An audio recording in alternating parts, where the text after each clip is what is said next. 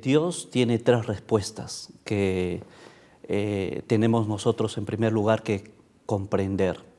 La primera respuesta de nuestra oración y la respuesta que da Dios es un sí, la otra respuesta es un no y la otra respuesta es una espera. Un sí porque pedimos conforme a su voluntad. Cuando Dios nos da ese sí afirmativo es porque estamos nosotros pidiendo según su voluntad. Es no cuando no estamos pidiendo su voluntad y Dios también escucha en la oración y nos está diciendo no, porque no estás pidiendo conforme a lo que yo estoy queriendo en tu vida realizar. Y un espera porque los tiempos de Dios no son nuestros tiempos.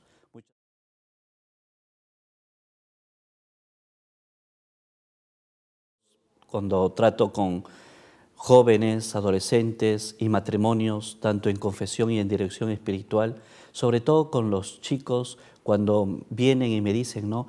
Padre, ¿cómo descubrir en mi vida lo que Dios quiere realizar en mi vida, en mi apostolado o en la situación donde me encuentro?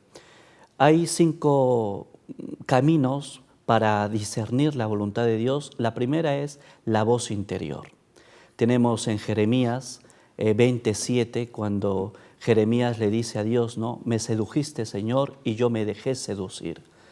Esa es la voz interior, es decir, cuando tenemos nosotros una corazonada, una inclinación y sabemos que Dios nos está hablando en el corazón.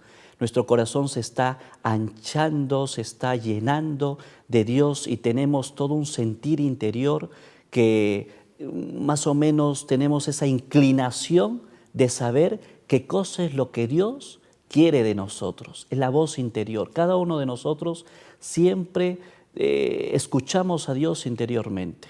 Lógicamente, para escuchar a Dios debe haber silencios, debe haber momentos de intimidad con Él. Pero también, aunque no haya silencios y aunque no haya intimidad con Dios, experimentamos cada uno de nosotros esa corazonada. ¿Qué es lo que Dios quiere para mí? Y yo me voy inclinando a eso. Es la voz interior que Dios hace en nuestro corazón, en nuestra vida, en nuestra alma, ¿no? Esa es la primera vía, digámoslo así. Cuando yo escucho en mi corazón la voz interior de Dios, cuando yo siento que Dios me está llamando para algo nuevo, para iniciar una obra apostólica, para iniciar una obra que Dios quiere para mí, entonces viene lo que es el discernimiento con la palabra de Dios, que es el segundo paso, la segunda vía. Cuando abro el Evangelio o abro la Biblia y me sale algo que justamente yo necesito, porque no te olvides de que la palabra de Dios es palabra viva y Dios habla por medio de la palabra. No es que sea una cuestión de que, bueno, yo voy a abrir al azar y eso me va a salir porque Dios quiere hablarme al azar. No, la palabra de Dios es viva, es eficaz. Entonces, todo eso hace que yo pueda de alguna manera discernir con la palabra de Dios lo que el Señor está haciendo en mi corazón, lo que yo estoy sintiendo, esa corazonada, lo puedo descifrar en la palabra de Dios. Y la tercera, que ya me da un norte más claro, que ya me da una seguridad más clara para ver lo que Dios quiere para mí, es la dirección espiritual. Yo siempre aconsejo que las personas tienen que tener un director espiritual, un guía espiritual, un consejero espiritual. De preferencia un sacerdote, una religiosa, una persona que tenga mucha experiencia con Dios, mucha intimidad con Dios. Entonces, esta persona que es prudente, que tiene mucha intimidad con el Señor y mucha experiencia en esto, va de alguna manera a discernir esa corazonada y lo que le ha salido a esta persona en la palabra de Dios, Él le dirá, mira, lo que Dios pienso yo que te está diciendo es esto, es un camino que más o menos ya te va llevando a lo que Dios quiere para ti.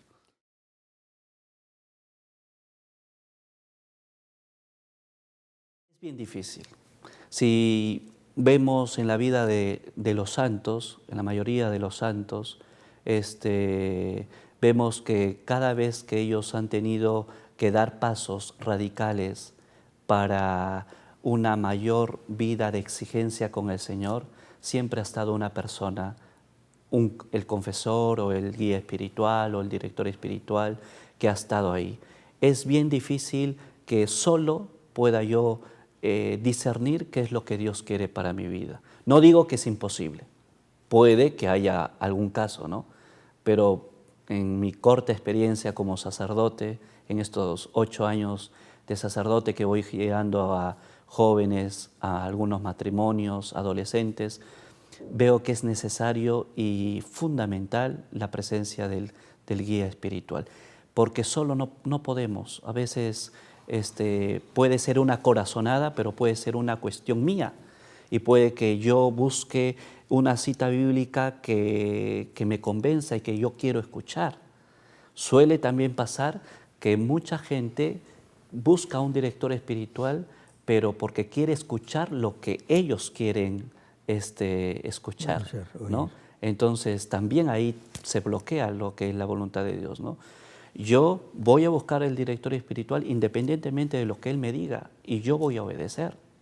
La obediencia y la humildad son claves para poder discernir lo que el Señor quiere para nosotros.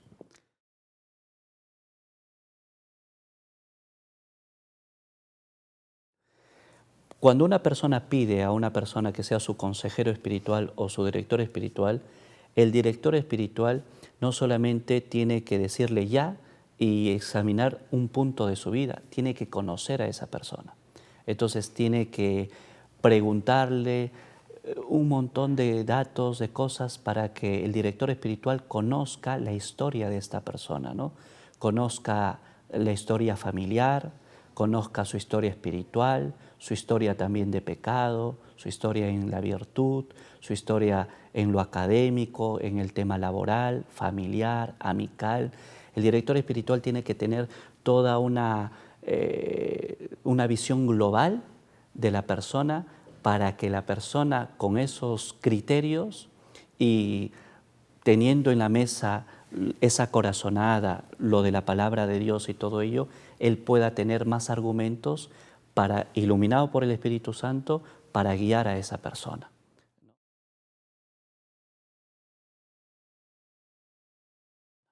¿no?